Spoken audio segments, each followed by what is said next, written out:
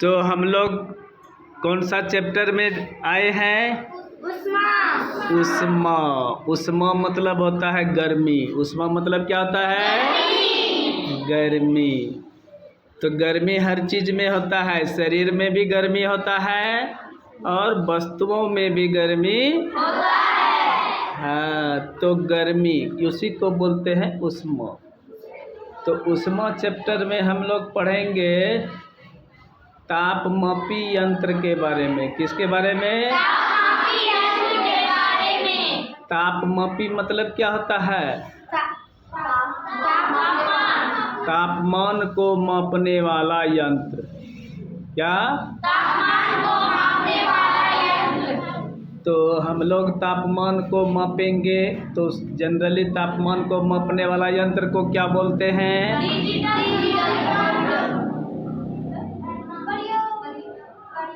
तापमापी यंत्र को क्या बोलते हैं? थर्मामीटर। क्या बोलते हैं? हाँ, तुम लोग को अगर पूछेगा कि ताप हम जो मापते हैं वो किस चीज़ से मापते हैं, तब आएगा कि थर्मामीटर कितने प्रकार के होते हैं। तो हम लोग जानते हैं क्या थर्मामीटर के बारे में? क्या प्रकार का होता है? कितना प्रकार का? कैसे जानकारी मिला? बुक से मिला। आई बोर्ड पर जो लिखा, बोर्ड पर आकर के लिखा, सबने नाम लिखा है, अभी थोड़ी लिखा है कि प्रकार नहीं, लेकिन वह नाम से पता चलता है कि थर्मामीटर कितने प्रकार के होते हैं? 3 प्रकार के होते हैं। नहीं होते हैं? जी सर। पहला थर्मामीटर है डिजिटल थर्मामीटर। दूसरा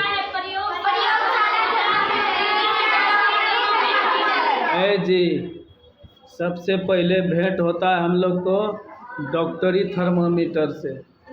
नहीं होता है? पहले चलता था डॉक्टरी थर्मामीटर।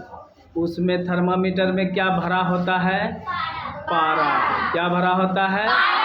वो पतली ऐसी नली होती है शीशे की, और उसके अंदर में छोटी नली, पतली नली होती है जिसमें पारा भरा होता है एक तरफ में। और जब उस थर्मामीटर को शरीर के अंदर रखते हैं दबा करके, तो शरीर की गर्मी के कारण पारा फैल जाता है उस नली में, अंदर में, है ना। थर्मामीटर के अंदर जो नली होता है पतली जैसी, तो उसमें गर्मी के कारण पारा फैल जाता है। तो जहाँ तक पारा फैलता है उसमें रीडिंग लिखा रहता है थर्मामीटर में, है ना। 95, 96, 97, 98। इसके बीच में जैसे तुम लोग इंच देखी होगी, 1 इंच, 2 इंच, 3 इंच, उसके बीच में बहुत सारा डॉट होता है ना, लाइन होता है छोटी छोटी, तो वो इकाई है। 1 से 2 तक जाने में 10 इकाई पार करता है। 10 छोटी इकाई होती है, और तब जाकर के हमको 2 से भेंट होता है। उसी तरीके से थर्मामीटर जो होता है, डॉक्टरी थर्मामीटर, उसमें भी उसी तरह का लाइन खींचा हुआ रहता है और रीडिंग लिखा हुआ रहता है। तो पारा जहाँ तक फैल गया उसको देखा जाता है निहार करके कि पारा कितना रीडिंग तक पहुँचा है। अगर 97 तक पहुंच गया है तो हम समझते हैं कि शरीर का तापमान कितना है? 97 डिग्री फ़ारेनहाइट। उसमें फ़ारेनहाइट में रहता है। ऐसे सेल्सियस भी रहता है, लेकिन हम लोग शरीर का तापमान मापते हैं जनरली थर्मामीटर में तो फ़ारेनहाइट में देखते हैं। किस में देखते हैं? हाँ, ऐसे तो उस थर्मामीटर का रीडिंग सेल्सियस में 35 से 42 तक ही होता है। सेल्सियस, है ना, 35 से 42 होता है, उसमें भी रहता है सेल्सियस, फ़ारेनहाइट दोनों रहता है। तो फ़ारेनहाइट जो रहता है वो 95, 96 से रहता है। तो उसमें जो है डॉक्टरी थर्मामीटर से हम लोग शरीर का तापमान मापते हैं। और डॉक्टरी थर्मामीटर में रीडिंग कैसे देखते हैं? तो देखते हैं कि पारा कितना डिग्री तक फैला हुआ है, उसमें पारे का प्रयोग होता है। उसके बाद आया कि भाई बहुत दिक्कत होने लगा, तो मॉडर्न तरीका आया कि डिजिट के रूप में दिखाई दे सीधा, है ना, उतना जो है हमको निहारना नहीं पड़े। ऐसे लगाया थर्मामीटर, है ना, डिजिटल थर्मामीटर को जब शरीर में लगाते हैं तो वो थोड़ी देर के बाद उसमें आवाज़ होता है, बीप की आवाज़ होती है। अब पता चल जाता है कि कितना डिग्री फ़ारेनहाइट या कितना डिग्री सेल्सियस तापमान है तुम्हारे शरीर का। तो फ़ारेनहाइट में दिखेगा तो उसमें लिखा रहेगा 96.432 जो भी हो, या 96 दिखाएगा, 97 दिखाएगा, 98 दिखाएगा, डिजिट में लिखा रहेगा। इसलिए इसको बोलते हैं क्या, डिजिटल थर्मामीटर। जिस थर्मामीटर में रीडिंग डिजिट के रूप में दिखाई देता है, संख्या के रूप में दिखाई देता है, उसको क्या कहेंगे, डिजिटल थर्मामीटर। क्या कहेंगे, इसकी विशेषता क्या है, इसमें रीडिंग संख्या के रूप में दिखाई देता, डिजिट के रूप में दिखाई देता है, इसलिए इसको बोलते हैं डिजिटल थर्मामीटर। इसको देखना, रीडिंग पढ़ना इसमें आसान हो जाता है। अच्छा, उसके बाद होता है क्या, एक जिसका तापमान अधिक हो, तो थर्मामीटर में तो जो है 35 से 42 डिग्री सेल्सियस ही तापमान हम लोग माप सकते हैं। लेकिन जिसका तापमान 50 है, 60 है, 70 है, 100 है, 200 है, 300 है, उसको कैसे मापेंगे, तो उसके लिए अलग थर्मामीटर बना है, उसको बोलते हैं प्रयोगशाला थर्मामीटर। क्या बोलते हैं उसको, प्रयोगशाला थर्मामीटर। उसमें जो है रीडिंग -10 से लेके 110 डिग्री सेल्सियस तक नाप सकते हैं।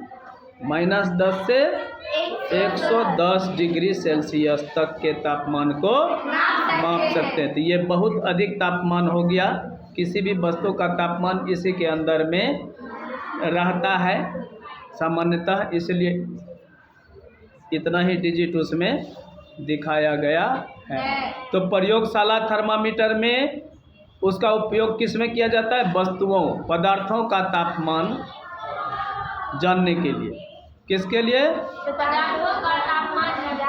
नहीं, अब लोहे का तापमान जानना है, तांबा का तापमान जानना है, किसी भी पदार्थ का तापमान जानना है, तो उसके लिए प्रयोगशाला में प्रयोगशाला थर्मामीटर रखा जाता है।